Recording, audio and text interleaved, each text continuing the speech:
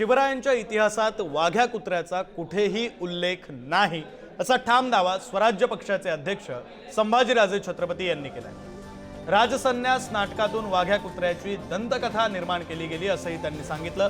लोकमान्य टिळकांनी स्थापन केलेल्या समितीनंतर 1936 मध्ये वाघ्याची समाधी निर्माण झाली असावी। वाघ्या कुत्र्याच्या समाधीबाबत सर्व इतिहासकारांची बैठक बोलवा, विरोधकांनाही चर्चेसाठी बोलवा अशी मागणी संभाजीराजे छत्रपती यांनी सरकारकडे केली। कुठल्याही ऐतिहासिक संदर्भ नाहीये की तिथं वाघ्या कुत्र्यांनी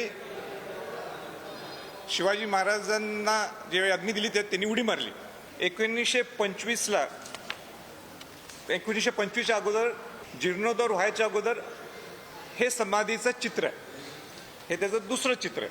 हे तिसरं चित्र आहे जे 1926ला लोकमान्य टिळकांच्या माध्यमातून एक स्मारक समिती स्थापन झाली होती।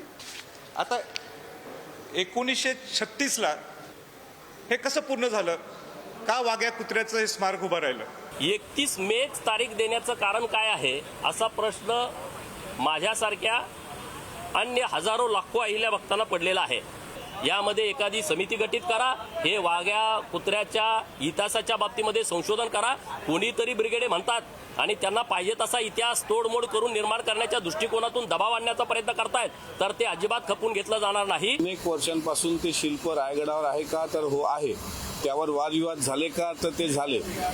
वाघ्या ऐतिहासिक आहे की अनऐतिहासिक हे इतिहास संशोधकांनी ठरवायचं आहे।